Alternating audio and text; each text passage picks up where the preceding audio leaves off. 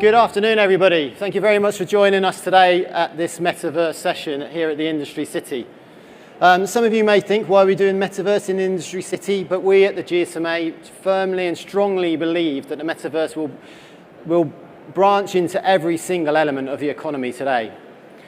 I'm super excited about today's session. We've got some fantastic speakers that will be coming to join us, and we'll go into that in a few more details in a few moments. Some of you will have been at our last session where we were talking about more of the economic side of what the Metaverse could bring. We're talking about things like NFTs, talking about digital lands where people can start creating stores and start selling items and those types of things.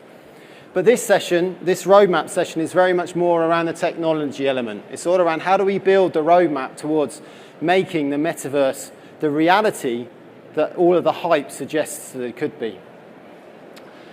So I'm Richard Cockle. I'm the head of IoT Identity and Big Data at the GSMA and our Innovation Foundry.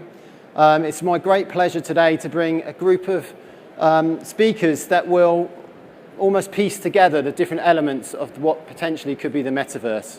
And we won't just talk about it in terms of a consumer type proposition. We'll be talking about it from an enterprise perspective in the B2B. So we'll have examples of the products and services that can be built by businesses to enable them to take advantage of the Metaverse, be part of it, and then obviously start to develop revenue-generating opportunities. So in terms of our panel today, first of all, we have Luis from Mawari. He is a super technical guy who's going to explain how to make some of the magic work on the device and make everything feel very, very immersive and compelling. We then have Saeed, who will come and join us from Qualcomm. And as everybody knows, Qualcomm are really big into the device sector, so that he'll take us through what that device landscape looks like, what the roadmap looks like, and what we can expect to see in the devices of the future to really make the Metaverse become a very, what everybody's expecting it to be. So, and again, it won't just be about us going in and talking about digital worlds. It will be talking about how XR will be able to augment the reality that we see today and overlay the capabilities of the Metaverse on top. And then finally, we have Chris Penrose from Nvidia. Nvidia are obviously going to be one of the major engines which are going to drive the capabilities which are being promised within the Metaverse. And Chris will share with us how Nvidia are going to be able to open up their ecosystem and enable the capabilities that for businesses to grow this potential opportunity. So I am by far the most boring person that you're going to see on this panel. So with that, I would like to introduce Luis from Huawei to take us through his presentation. Hello, everyone. I'm Luis Ramirez, founder and CEO of Mawari. We provide a decentralized cloud rendering network for Metaverse applications. And today I'm going to talk a little bit about the specific technical bottlenecks on how to scale the Metaverse and some use cases that we've done so far in Tokyo. So let's get started. So we are the Mawari network. It actually took more than 20 years to build the infrastructure that we have today, like in terms of we have Instagram, videos, and so on and so forth. Now users give this infrastructure for granted. But when actually we talk about the Metaverse and we imagine this ever-persistent digital twin that blends the digital and physical worlds, actually, we are way too far away from that. The infrastructure that we have today is not there. We need an exponential amount of compute power and exponential amount of data that can power the Metaverse. So this is what Mawari we call the elephant in the room, is that the interactive 3D content delivery at the scale is not compatible with the current technology stack of what we have today in the cloud infrastructure. First of all, 3D content is heavy by nature, so we're talking about gigabytes and terabytes of content that even with 5G connections would take a long time to download. Secondly, format incompatibility. When we talk about the Metaverse and about interoperability, it's not only interoperability between wallets, it's also interoperability between assets, right? So if we render the content and we put it into a pixel, it cannot be interoperable anymore. So we need to keep the data in 3D. And actually, also for XR devices that Qualcomm will talk about later, we need to keep the data in 3D so that it can be in context with your environment. And lastly, smart glasses have limited processing power, and they cannot render really rich interactive 3D content. These also adding 5G to the mix. These devices overheat. Not sure if you have tried with your smartphones run AR experiences. It starts getting hot. So this is an issue because we're putting too much stress into these devices. How we solve this problem? Mawari is trying to break these bottlenecks by rendering 3D content in the cloud and streaming it to mobile XR devices, enabling immediate XR experiences. So we challenge the status quo of the technology today, and we have created a future-proof and patent-pending technology stack that comprises a 3D streaming codec that reduces bandwidth up to 100 times. So just imagine right now we have volumetric video that if you make it uncompressed, it's about 4 gigabits per second of bandwidth. So we reduce that up to 40 megabits per second.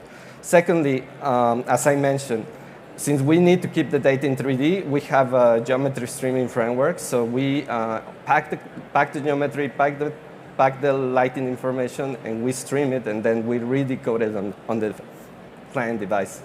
And finally, we're building a decentralized edge cloud rendering network with the cooperation of operators that enables real-time interactivity with ultra-low latency.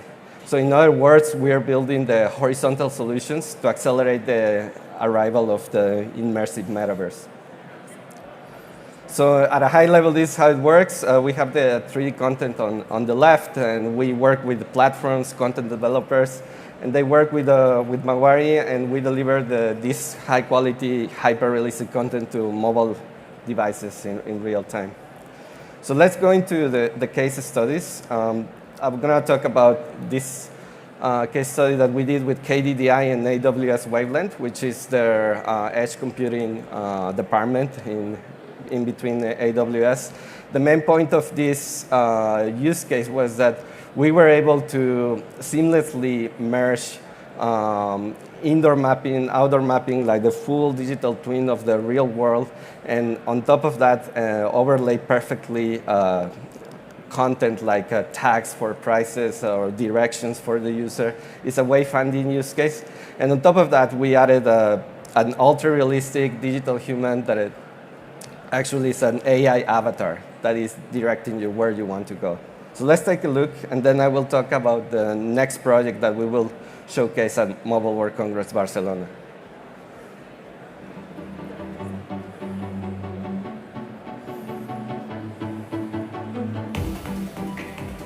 Hello, I am Aiko. Please let me introduce you the latest collaboration between KDDI and Mawari, powered by AWS. Starkey Outdoor Visual Positioning System and Immersive Indoor Visual Positioning System. These technologies are integrated into one application delivered by the powerful and ultra-low latency AWS Wavelength service. So here we are scanning and recognizing the outdoors environment. So you will see the digital mesh, and then the system automatically places all the digital widgets. Then here now we're streaming the digital human that welcome the user. Hello, my name is Aiko. We are in Ginza, which is located in the center of Tokyo.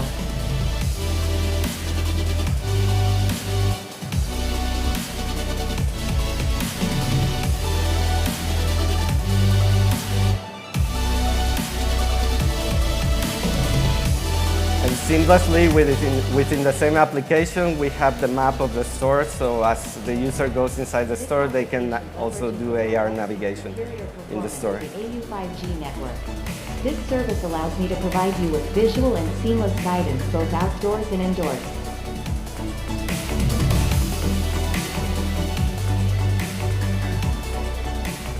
Welcome to Ginza Yangoroku, created by KDDI.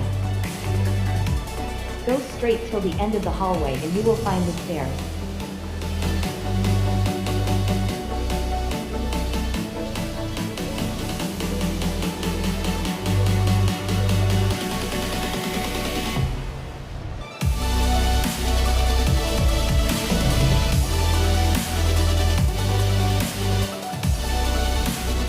This is the end of the navigation service. Here are the features of this system. Seamless transitions between outdoor and indoor visual positioning systems. Outdoor navigation utilizes Starphy's VPS based on high-definition satellite imagery. Indoors navigation utilizes Immersal's VPS based on maps made with pre-scanned images of interior space. When moving from outdoors to indoors, the systems transition smoothly, providing an uninterrupted user experience. Powered by AWS Wavelength and the AU 5G network. Mawari's XR streaming format enables the highest content fidelity to be streamed to smartphones because the normally heavy processing requirements of real-time digital humans have been removed. This reduces cost, data size and battery consumption while unlocking scalability. The experience is augmented by virtual guidance signs and advertisements that are placed precisely in both outdoor and indoor environments.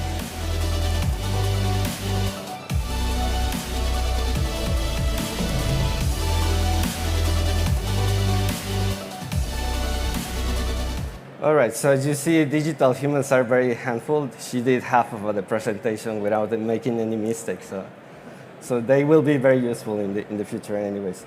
So the next stage of this project is actually we're going to do a hybrid system of this digital assistant, in which just like a real chatbot, like sometimes you have a live agent and sometimes you have the chatbot, but we will do this with a real human. What does this mean? Like the operator will be with their iPhone in their home, and we will transmit their facial and voice data to the MEC server, render it in real time, and we will have a one-to-one interaction through an avatar with the real customer. So we will showcase the results of this trial at Mobile World Congress Barcelona. So if you are a developer and you want to reach out and try our platform, please, here's my contact information.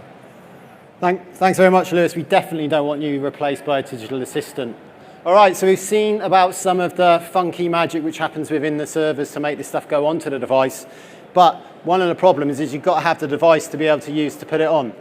So I'd like to now introduce Saeed up from Qualcomm to take us through that XR journey and tell us that story. Thank you, Rich. And thank you, Louis, for the amazing presentation. I hated to be behind Louis, by the way, because every time it makes me look pretty bad. And I need my digital human, I mean it. Actually, the digital human and what Louis is working on is really a good example of what the metaverse is about, right? And I'm going to try in an attempt not to define the metaverse, because I believe we're still shaping it, building it, discovering it.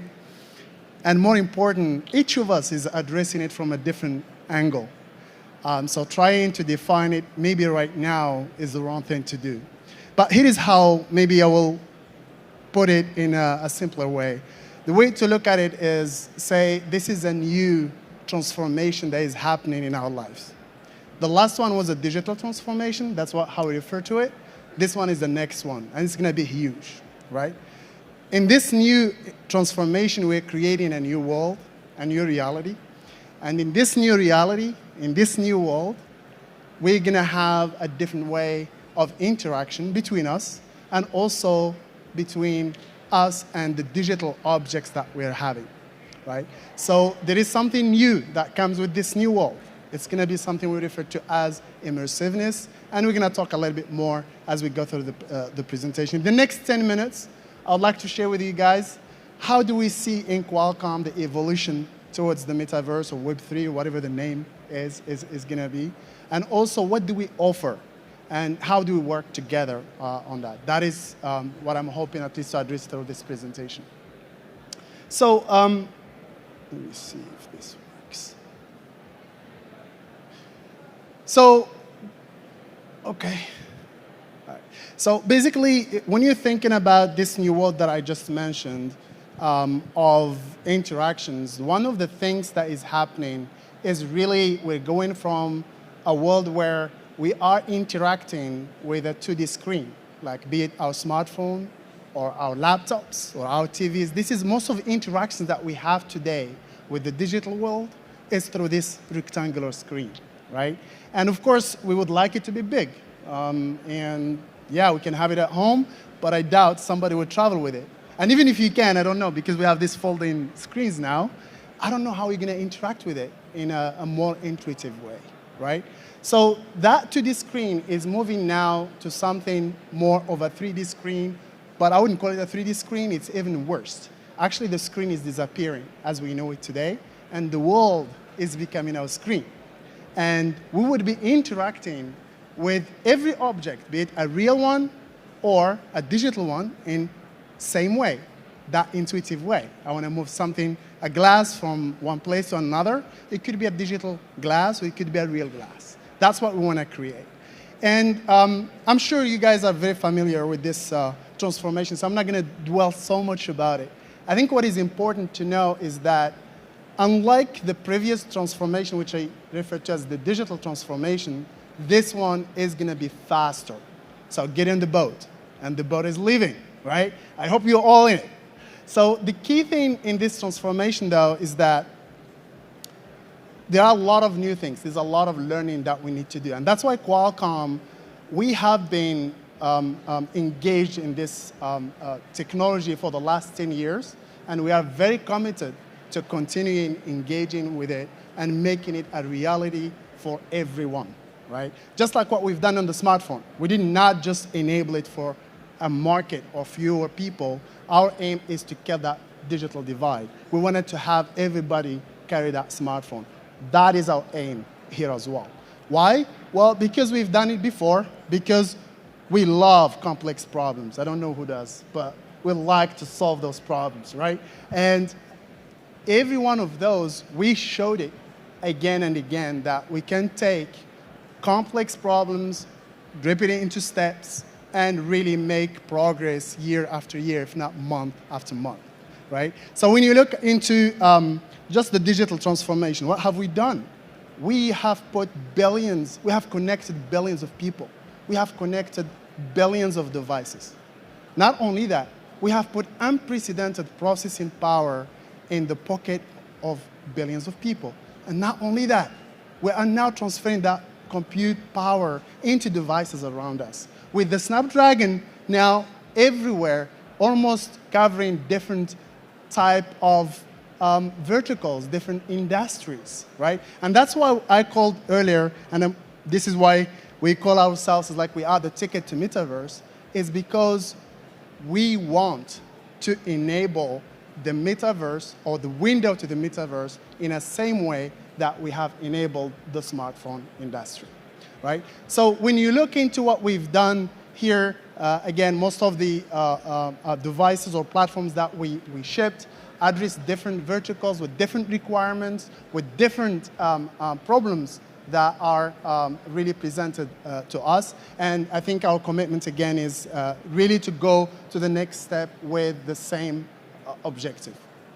Now, I talked about immersiveness earlier. I talked about how different the new world is. Now, the question is, how do we enable that world, that new way? And in that new world, we still have all the devices that we have today. I don't think the smartphone is going to disappear right away, but there will be an evolution of those devices. What we will see, though, is enabling new type of devices that will enable that immersiveness. And that's what we refer to as XR devices. I think Luis is talking about, hey, XR devices from Qualcomm. That is what we mean by the window, the door to entering the metaverse. And to do, or to create these XR devices, of course, there is a range of it. There is, it's ranging from the fully virtual devices like with VR on one hand, and between that and reality, there is all augmented reality, and there are different names for it. Everybody's coming with an acronym. Doesn't matter what acronyms, but I think at the end of the day, what we will see is a convergence on the type of devices. What everybody is looking forward is that holy grail device. It's a device that is connected, that I can go to AR mode, I can go to VR mode, I can decide to see a little bit, or I can just big part of my view to be taken by a content or whatever we want. But it's going to take time. It's a journey. And in that journey, what we're doing is, or what we will see, is all type of devices. So on one hand, you will see standalone devices at the top, with both AR and VR. Those are existing today. You have like the HoloLens or the Quest 2. So those already are enabling a lot of use cases, be it social, fitness, or in enterprise remote assistant, etc. The new one in there is what we refer to as mixed reality. We announced that earlier this year. This is, I call it a cheaper AR version because you're using basically a video see-through through a VR device to see AR. So now we are opening up the window for the person that is playing in VR to see the outside world. And now when you have that, you can imagine how many use cases you can start playing with. So this is from standalone perspective, and we see that evolution happening with the devices getting smaller, with the devices having more functionality, because today I can do head tracking, I can do hand tracking, but people want to do lip tracking because they want to see the smile, right? You want to do like even whole body tracking, right? So we will see this progression happening over time. And at the same time that you have this, we will still AR viewers. AR viewers is something, again, we introduced, I would say, 3-4 years ago, where we are introduced the notion of tethering.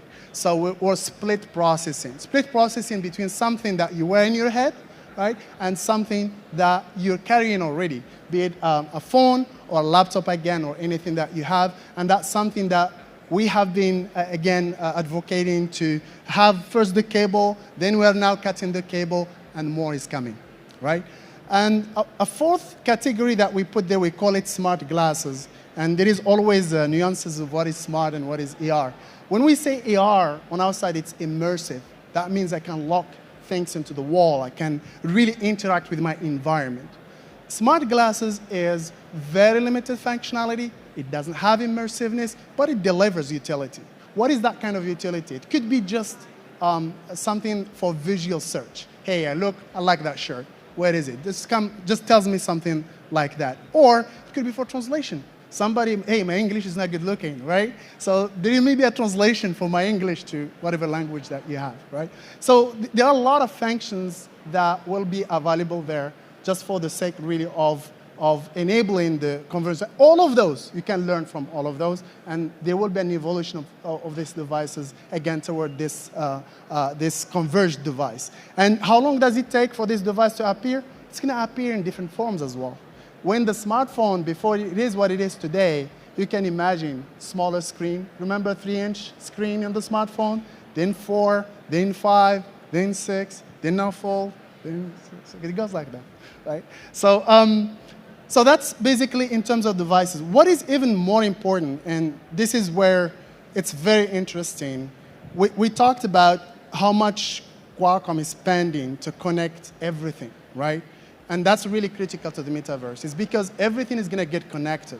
Everything has intelligence. How am I going to bring everything in front of me? It's within that metaverse, right? So now if everything is connected, everything has intelligence, everything has some compute, maybe some has a lot more. Maybe I have a 300-watt system based on Nvidia sitting in my room. Or how can I leverage everything that I have around me? So the ideal scenario for the glasses is, if I have a watch, I can get my heart rate from the watch. If I have a phone, I might use it to access 5G, right? If I have a laptop, when I'm next to the laptop, I might do my productivity from the laptop.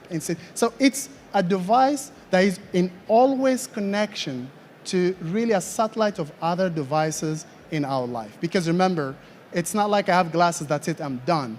Everything around us is going to be connected. You will have a lot more boxes sitting around us in the next years, right? So that's really a concept that we believe is going to change how is this the metaverse is going to come together. But let's come down into asking question, what is Qualcomm doing?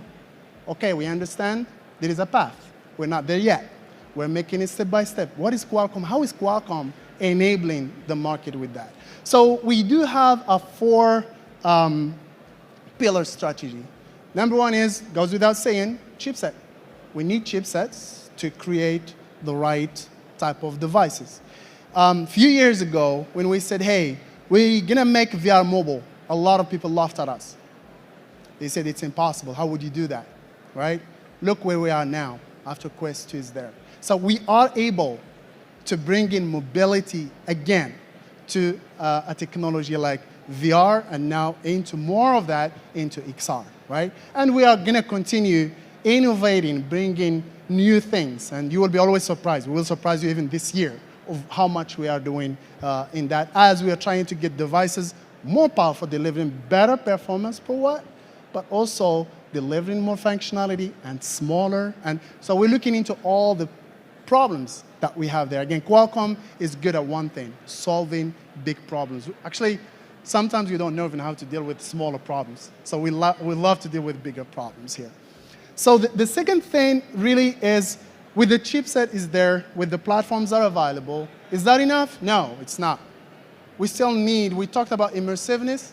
When we talk about immersiveness, we talk about perception. What does that perception mean? Now I have to do a lot more. I have to track me as a user. What does it mean? I have to track my head, my eyes, my hands, my lips. That's what I mentioned earlier. Is that enough? No. No, because I will interact with objects and with the environment. So I need to track my environment. I need to detect a chair, a table, a human. I need to detect everything around me to be able to interact and bring me the right information at the right time. Those algorithms are very difficult and complicated. And if that's not enough, now you need to run everything concurrently. That's even making it harder, right? So when you have this problem, there is only one way to be able to solve it, is work very closely to the hardware. And that's why Qualcomm is taking on a lot of those challenges, because we are well placed to solving that problem, really between the hardware into the software. So now having this, how do we validate this? How do we make it easy to the partners that we have to work with this? We provide something called reference designs. Those are blueprint designs. They might be ugly. They might not be the best design, but guess what?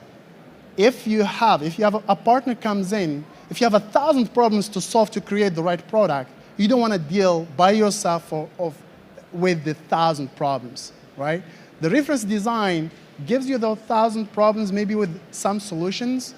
You might want to focus on a few of those to go and differentiate. So we are lowering the bar for you. We are making it easy for our partners to go and build and scale devices in an easy way. But also those platforms are useful for, like Luis, for example, they want to develop, like, for example, an experience. So this is a platform that will be available much earlier for our partners to use and develop their experiences. And lastly, it's ecosystem, it's Snapdragon Spaces. I'm sure you guys heard a lot about it. It's once we built all these chipsets, all those algorithms and APIs, now they are available. How am I exposing this to my partners? How, if I say, I have a very optimized hand tracking, how am I exposing that, right? So Spaces is coming really to, as that platform, that SDK that brings all the goodies that we're building in the platform to our partners. We are exposing it through an open, it's based on open standard, protocols. We're using OpenXR. It's connected and integrated with mostly used engines, like from Unity and Unreal, and it's available to everybody to take it. This platform is intended as really simplifying the way on how to get to those APIs and building the experiences without waiting. And once you developed it, well, guess what? You have a lot of platforms out there that can go and scale it for you. And I'm going to show later on how many devices we have out there, and you'll be surprised. So I mentioned about the devices, but like now that you develop, let's say, your content, and it's available, we have more than 60 devices today available in the market. You might not know all of them, by the way. You might know a few of them, because those are the ones that maybe are famous. But you don't know a lot of them because they are purposely built to solve a certain problem. They are purposely built for like a vertical, right? Example, Real system from Penumbra, which is designed only for stroke management in healthcare, or Real Wear device that is intended only for remote assistant for industrial verticals. So I can go on and on, but if you look into the devices in this market, it's really, really attractive to a lot of industries, but they have different requirements, and hence we see a lot of devices today that are there, and all of them are based on our XR platforms. In terms of, again, content, we have a lot of partners that built already, like Luis did eventually, or we're working together on that. But we have a lot of other partners that are working on that, and they have already announced their content coming up. So please, feel free, if you have any experiences, reach out. That's what Space is about. That's what Qualcomm Technologies is about. That's why we call ourselves a ticket, basically, to Metaverse. And yes, I appreciate all the work that we're doing with Mawari. I think, again, I need my digital twin. If not, I will remove this slide next time. So that's my condition. So in summary, I know maybe we have 2 minutes left, but in summary, Qualcomm is being, year after year, proving our ability to solve a lot of complex problems. We have been key in making digital transformation happening and getting everybody connected. We are committed to making the metaverse happen, and we are making very, very steady progress there. You will see us yet again and again come in and announcing new things and bringing what we are doing new. So that's why, again, all the time we feel like we're a ticket to the metaverse, but not without you guys. We still need to work together. There is a lot of things that need to happen, right? We're just the ticket, but we need the wheel, we need the door, we need the car, there are a lot of things, right? So this is it from my side. I hope this was useful, and thank you so very much for your time. Thank you very much. Maybe we will get a digital assistant for you next time, considering 2 minutes, 4 minutes really don't make a difference, does it, amongst friends? Right, guys, so we've seen the device. We've seen the magic source in the middle that I'm not even going to try to explain to you guys how it works, but how are we going to get the compute power? How are we going to build the back end and make it work? And I'd like to introduce Chris Penrose from Nvidia, who will share with you what they're doing, not only to build the technology and the compute power, but also build the ecosystem to make this thing a reality. Chris. All right, how's everybody doing? You guys hear me okay? All right, well, I'm going to bring you home. I know I'm staying between you and happy hour, so we'll try to make this fun and interactive. But again, Chris Penrose, I just recently joined Nvidia as the global head of business development for the telco space. I spent 30 years at AT&T, did a lot of work with GSMA in the past, but now I get to kind of take all the amazing learnings I've had from telco, marry it together with what we're doing at Nvidia to bring out for the future. And what is the future? You know, the future, what we're talking about today is this roadmap to the metaverse, okay? So as some of the previous speakers have said, what is the metaverse, okay? I think lots of definitions, but in its most simple terms, you know, the metaverse is really the 3D evolution of the internet, okay? That's the best way that I've heard, the most simple terms. And, you know, the metaverse is the internet in 3D with a network of, you know, connected, persistent devices that we're talking about. Everything's connected, and you're going to be connected into these virtual worlds. And so, you know, what we're going to be able to see, you know, is just incredible differentiation of how we're moving into this 3D world. And so, what is Nvidia doing?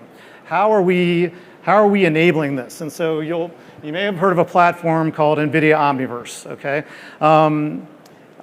This 3D internet requires a new computing platform. It's got to be open, accessible for developers and enterprises and everybody to be able to build out their vision of the future. And Omniverse is really a platform that is going to enable the building and the operating of metaverse-based applications, all right? We are seeing a lot of adoption already, and I know we've got a lot to do and a lot to come. And some of the things that, you know, are obviously things we need to have happen, like the end devices, are on their way, as we've been talking about. But I want to show a quick video of where we're seeing the metaverse being adopted right now across all industries, and then I'll come back and dive in a little bit more from a telco perspective.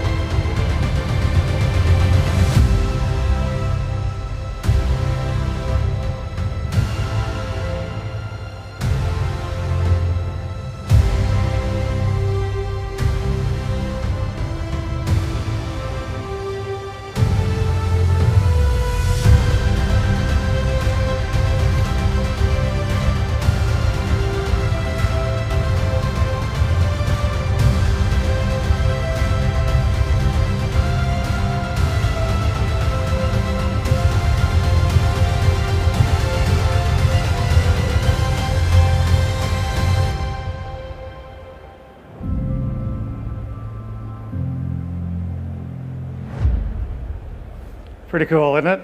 And that's all being built out on top of Omniverse. One of my favorites is that you saw the world on that, right?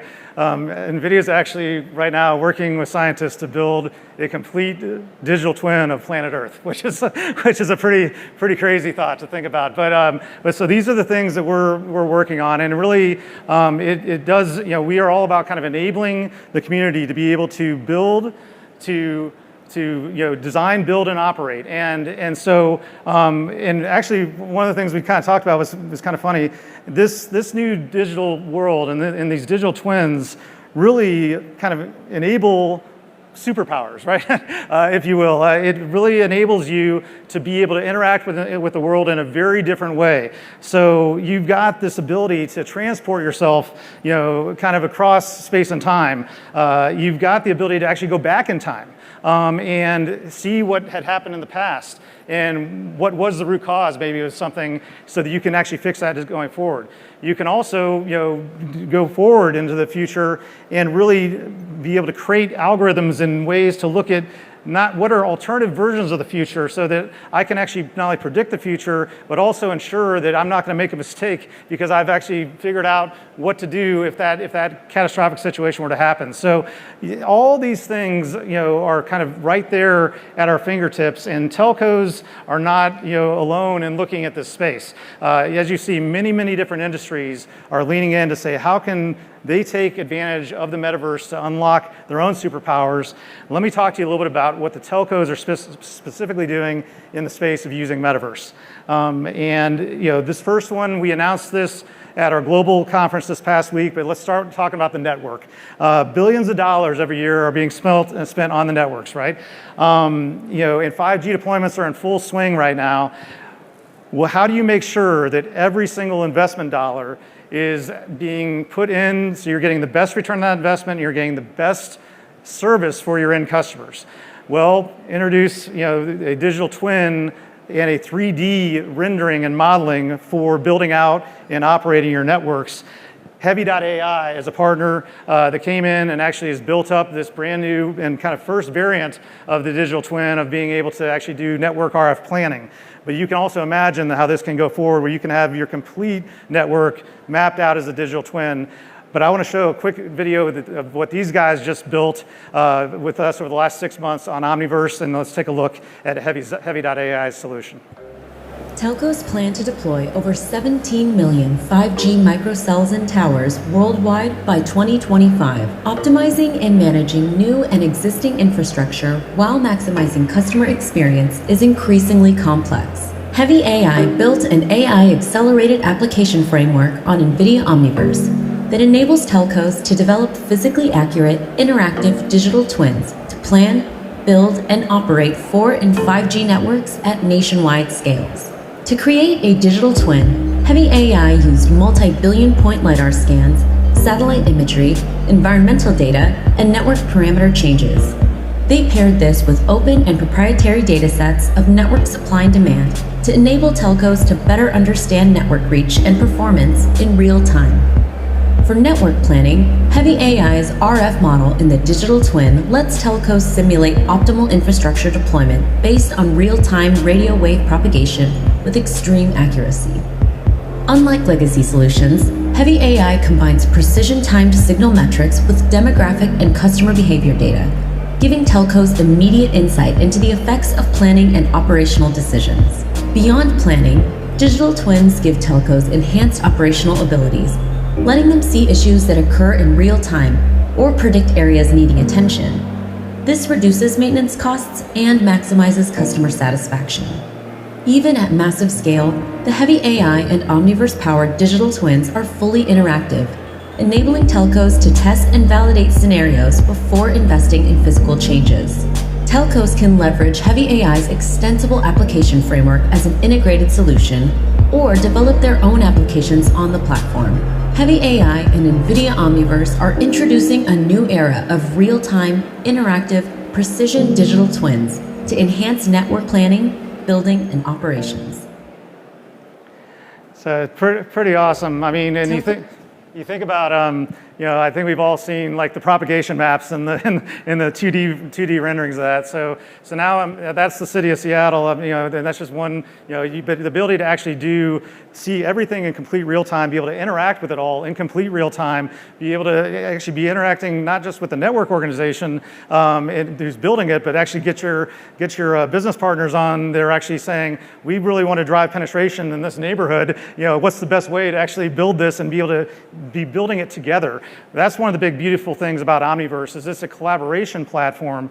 You can use existing tools that are existing out there and upload those things into the Omniverse, but then you also are allowing a bunch of different parties to be able to interact in real time and see the real-time tweaks that are being made so you can end up with the best possible decision. So a really cool example there on kind of what we're seeing on network planning.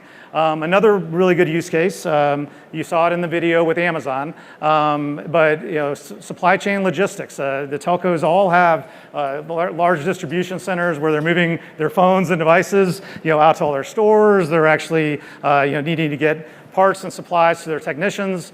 And so what you saw with Amazon is that their warehouses and their facilities are all built in Omniverse prior to actually being built in reality. They literally design everything for optimal robotic movement. They figure out exactly even the height of what certain things should be based upon the people that are working inside the environment, and they're able to optimize all this before they actually do the build. We can take those same technologies into the telcos in these kind of supply chain and innovation centers. And then finally, which is so great, we didn't pair up on this, but the avatar is the other place we're seeing a lot of interest in the telco worlds. It truly is, the avatar is probably one of the most natural ways to interact with the metaverse. And what we're actually seeing is lots of different use cases inside of telcos where with an avatar, you're doing a lot of complex things, right? You're stitching together computer vision, you're stitching together speech AI, language understanding, computer graphics, all in real time to deliver an experience. And so whether this is in retail stores where you might have that avatar, whether it's sitting in front of a chatbot and just giving a face to that chatbot, to allow the interaction, or even being used for internal help desks inside the company. One other really cool use case that we were talking to Telco about was an HR buddy, for onboarding new employees and having that avatar be their partner to kind of get them onboarded very quickly and easily. So we do think avatars are another amazing instantiation of what can be done on Omniverse and that window and that portal into the metaverse. And so really we think there's tons and tons of applications that are going to continue to come out. But the metaverse is here. As we were talking earlier, it is here. The tools are actually out there to allow people to start really building. And at Nvidia, we're all about enabling this broad ecosystem to be able to pull it all together, so that you can actually take all the different inputs and have it all work together to deliver an amazing experience. And so, whether it's network digital twins, whether it's for supply chain, enhanced customer services, these are just some of the early adopting things. But what we would like to basically say is if you want to learn more about Omniverse, you want to learn more about working in the metaverse, go to NVIDIA.com. You can see everything we're doing there, and hopefully we can help you unlock your own superpowers. So thank you guys very much, and have a great rest of the afternoon. So we've got a few minutes. We're going to have a quick panel and maybe discuss some of the things which we were hearing about there. So I think probably for Said, in terms of we're on the roadmap to the metaverse. Where do you think we are on that roadmap, and what's going to happen in the next couple of years? Okay, so I think there are a lot of surprises that will come in the next few years. So I think in terms of roadmap, there's a lot happening from devices perspective, from connectivity. Our aim is to deliver more immersiveness because we fixed a few things like head tracking, 6DoF controllers, and tracking. People still avatars, they're not still realistic. They still like movement, it's still shaking. So all of those need to be fixed for the experience to be meaningful. and people start doing something with it. I think my belief is in the next year, this will happen very quickly. And then the other problems like connectivity is critical to get into the cloud, to get into other services like accessing to what, for example, Chris, they are building now. Now if I have a map, I have a digital twin, I want to bring it in to the user at any point, we need connectivity. So all of those are getting solved in the next few years. So in my view, count it's a journey. Again, I take smartphone always as a good example. It's not a one strike, it's multiple. And let's celebrate every milestone. Every year you will see progress, celebrate it, right? So that's how I would summarize it quickly. Cool. And Chris, any thoughts from yourself? Yeah, so can you guys hear me? Yeah, so I think we are on that journey, and we are in the early innings on this, but it does require no one company can deliver everything out there, right? It takes a village, it takes an ecosystem, and so it's really important that we can kind of make sure we've got good work happening in all the parts of the ecosystem. And how do we also make it easy for tools that people are used to using? How do those become comfortable ways in which those things can be integrated in? And so NVIDIA is spending a lot of time on trying to make sure that any of the tools that people are comfortable in building and using today, how do we make those extensible and accessible so that they can be used in the world of Omniverse? We also kind of landed on a universal scene description, or USD, is kind of a foundational kind of technology, actually invented by Pixar, believe it or not. But where we've really kind of standardized on that as kind of being where we believe the language of the 3D internet, will really be going, and we're trying, because it's really important that all this stuff has to work just the way the internet works today. It's all gotta be able to work seamlessly, for everyone, right? And so we have to come together as a technology community to really embrace standards and embrace ways that make it easy for the ecosystem to take off and do all the amazing things it's going to do. So I think that's really one of the other big things that we're responsible for, I think, is helping set some standards and set the openness to allow for the ecosystem to really take off. And then, to your point, celebrate the great companies that are building really cool applications, that are making it come to life. Yeah. I think that's a nice segue into Lewis. So in terms of, you're really there at the cutting edge of trying to make this stuff work today. How far do you see we are along that journey to be able to see the vision that you have of what the metaverse could be? Well, I have to say that I agree with everyone. It's step by step. I mean, the metaverse is here. There are a lot of things that we can do already today. But yeah, to get to that ever-persistent digital twin that we see in the movies, and it's going to take a little bit more. But I do see that innovation is just crazy fast now. What I was talking at Mobile World Congress Barcelona, there's a huge advancement or an announcement that had been done until today. So we will see a lot more in the next 2-3 years. And hopefully, within 5 years, we will be in this interoperable, ever-persistent digital twin. That's fantastic. So, Said, in terms of devices, you talked a lot about XR, and that looks like we're going on that nice journey. But are you seeing the emergence of any other kind of devices that are fitting into that ecosystem around, the metaverse? Is there more to it than just XR, or is that it? No, I really think that the convergence between all the devices, this is where I was saying, hey, those devices will not be just relying on just the device itself. Already, this is public, we announced it. We've been, for example, connecting glasses to smartphone, to PCs, to router at home, to, again, I mentioned like a computer, a 300-watt computer that is sitting, or a server that you have at work. I think the convergence that we will see is really what I refer to as split processing. I think the processing is going to be distributed across all the devices that we are around us. And the glasses are going to become smart enough to offload what to what device, right? That is, for me, the exciting convergence that will happen. Physics has its limits. Silicon has its limits. the amount of processing that is required for this is limitless. It's just, there's a lot that we are asking in a physical budget that cannot sustain it. So with that in mind, there is only one way. It's that split of the processing. And naturally, this is already happening as everything is getting connected. The router at home, a few years ago, was just doing the routing, right? You get data, and even Wi-Fi was not there. So they added Wi-Fi. Now you will see a new type of routers that have 5G, that have even more processing, doing more. It has TV box in it. It has, so as we're seeing these devices, really there is an evolution in their processing power, so is the XR devices, right? The other side, this is one side of the evolution. The other side of evolution is between XR devices themselves. I take example of video see-through as a really a good way.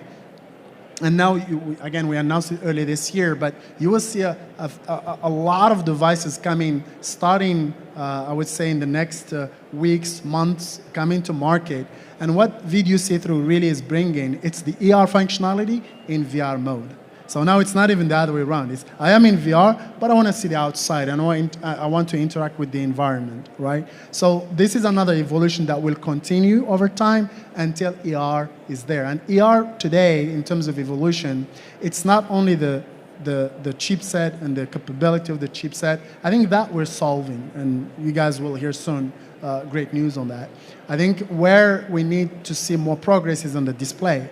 Even if you have a good chip, your field of view is small. If you have the horizontal field of view, the vertical one is bad. If you have both, then it's bulky. There are certain things that need to happen in ER, but everything is moving in the right direction. It's fantastic. And Chris, there were some great examples in your presentations of the use cases where partnering with Nvidia would give like mobile operators, I'm from the GSMA, so it's important for me to talk about them in the ecosystem, to partner with you and then give them those opportunities. But it's a two-way street. Partnering gets access to what you're doing. From a connectivity perspective and from an operator perspective, what are you looking for that part of the industry to join up to make the puzzle work? Yeah, so obviously, 5G is a great enabling technology to begin to bring these experiences to life while you're mobile and out and about. And so having these pervasive networks that allow for the basic connectivity is great. And then I think a collaboration between the telcos and the welcome party is starting at 5:30. Yep. Please join us at the West Hall Terrace on level 3. We're definitely they're going to get you to that party. Yeah, we're not going to be able to don't miss the party. Are we? But we also now need to bring together compute with those networks, right? So where are we putting the compute in order to keep it close enough to where the activity is actually happening to be able to render the experiences that we need to do. And so that's a big piece that I think we need to bring together. And then the other piece that we really want to enable is the telcos have amazing relationships, with most businesses out there, and so how can we, work with the telcos so that they can be the ones that are also bringing some of these capabilities out to their end customers to really help facilitate and become a change agent on top of the networks that are being built. I think there's some really great opportunities on that front. I mean, our job is we really do try to enable the ecosystem. We try to build the tools, make them available. We were talking earlier about like audio to face and how we can make those lips move even better, even faster. How do we make those tools out there to really make these things, keep getting better? And those are candidly free things that we put in the marketplace to try to move the ecosystem forward. So it's also the taking advantage of the tools that are there to really begin to lean in and start building these solutions, because I think the more that we're building for real end applications, the more that we're going to learn and the faster we're going to scale this overall. That sounds fantastic. And we are running towards the end. I just want to ask Louise something, because he's very much in the end-to-end part of it.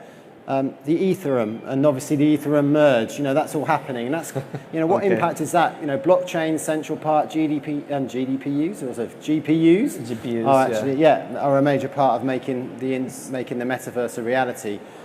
What do you think the impact of the merge is? Perhaps you want to even mention what that is before, people might not know. Sure. Well, first of all, paraphrasing both of them. The key is split processing and distributed processing. And that's what Mawari is really focusing on, in making that happen. And also like the connectivity to be accessible, to have access to this processing.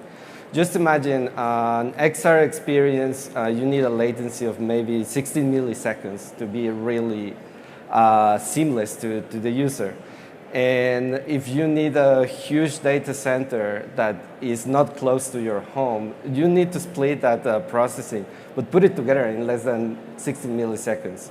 So that's really kind of like the bottleneck today that we see with some of the developers that we're working on. Is like, okay, we like your streaming platform, your SDK is great, but can we handle 10,000 concurrent users? It's like, oops, sorry, no, we're not there yet, sorry. So coming back to the Merge and Ethereum and the Web3 use cases, well, for you that you don't know, just recently Ethereum changed to the 2.0, which is the proof of stake validation. What does this mean? Before it was proof of work, and they used Nvidia GPUs as miners. And actually all the gamers and other people were always fighting against the miners because they couldn't buy GPUs. But guess what? Now proof of stake does not need GPUs. So now there are like more than 15 million GPUs out there that we could build a crowdsourced render network. And that's what Mawari is doing from last month, actually. That's cool. So actually, there's going to be more capacity becoming available to be able to start putting these services into the market. Right, we are at 5:29, and I know that's probably going to come off again in about another couple of seconds. So what I'm going to do is I'm going to wrap it up here. I'm going to thank our fantastic panel, and if you wouldn't mind giving them a nice round of applause.